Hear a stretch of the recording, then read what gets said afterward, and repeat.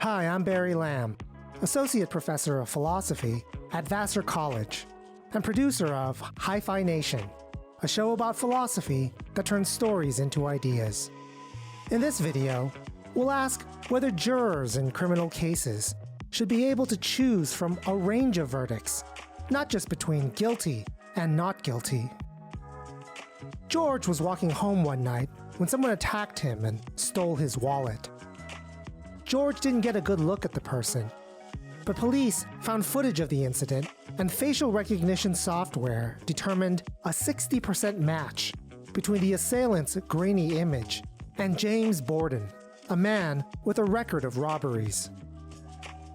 At Borden's home, the police found a black hoodie and an empty brown wallet. Borden had no alibi. He claimed to be home alone all night and that the wallet was his. Based on the evidence, the prosecutor figured there was an 85% chance that Borden was the perpetrator. 85% might sound pretty high, but if this case went to trial, Borden could just as easily be convicted as acquitted. And that's because the burden of proof in an American criminal trial is very high. It's proof beyond a reasonable doubt.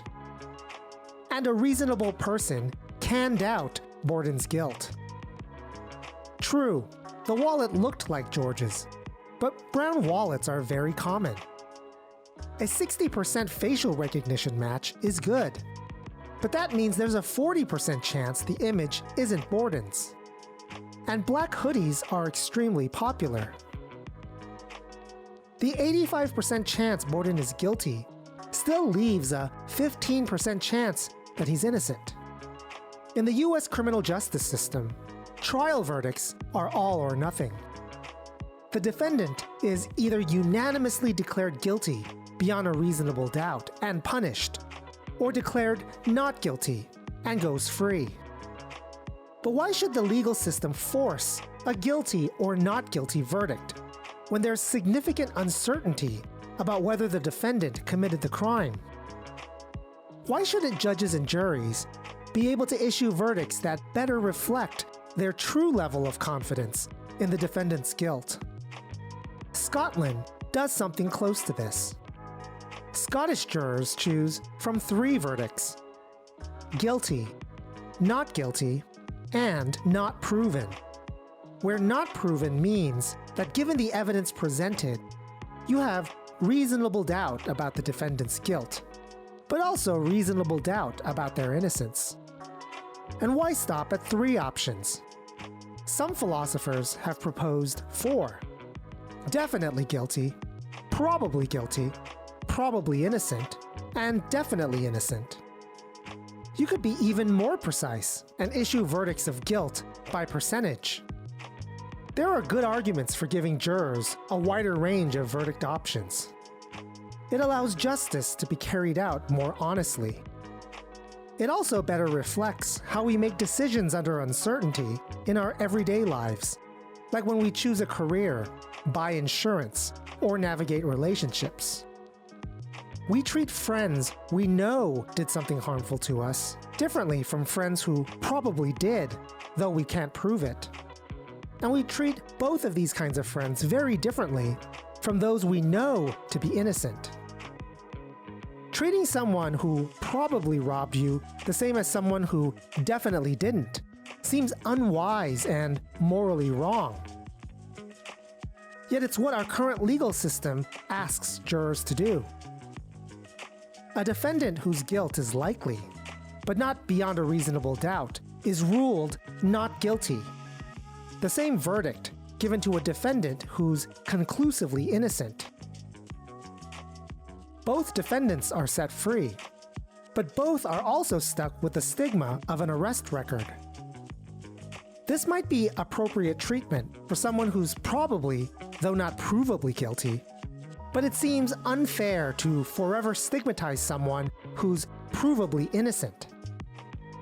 Instead of treating every defendant as belonging to one of 2 categories, proportionate verdicts could lead to incarceration only for the definitely guilty, mere supervision for the probably guilty, a full expunging of the records of the probably innocent, and official apologies and restitution for the definitely innocent. Or the system could get even more precise. If punishment for assault and robbery is 100 days in prison, then someone like Borden, who's 85% likely to be the perpetrator, might receive 85 days in prison, rather than either none or the full 100. While such a justice system has advantages, the objections to it are many. Imagine Lila and Maria are the only people present when Paul is murdered. Evidence proves there was only one murderer, but not who did it. So there's a 50% chance each woman is the killer. Our current system would set both women free, since there's reasonable doubt of guilt for each. This is unjust. The true murderer wouldn't receive any of the punishment she deserves. But what would happen in a proportionate system? Here's one way it could go. If the full sentence for murder is 40 years, Lila and Maria would be punished proportionately, each incarcerated for 20 years. Although the actual killer still escapes full punishment, at least she's sure to get some of the punishment she deserves. Meanwhile, though, an innocent person is sure to spend 20 years behind bars. To most people, incarcerating an innocent person is significantly more unjust than letting a guilty person go free. The injustices of the alternative system seem far worse than the injustices of the current one. And here's another objection. In our current system, the high standard of proof means that if you don't commit a crime, it's generally unlikely you'll end up in prison. So the easiest way to avoid criminal conviction is to follow the law, exactly what we want people to do.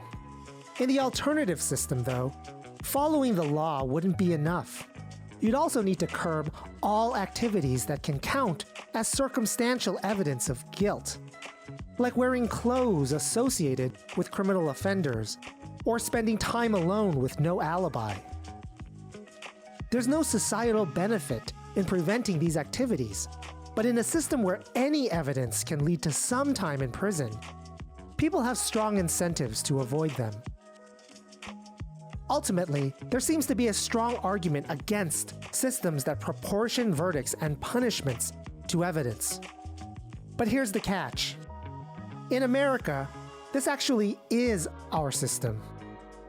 Only 5% of criminal cases go to trial. Instead, most cases are settled through a plea bargain. For the Borden case, that means that the likely outcome would be a plea bargain negotiated by the parties, where Borden gets about 85% of the full sentence, reflecting the 85% certainty of his guilt. And this would happen regardless of whether Borden is actually guilty. So if proportionate punishment is unjust, it seems we must reject not just some hypothetical system, but the one we live in today. What do you think?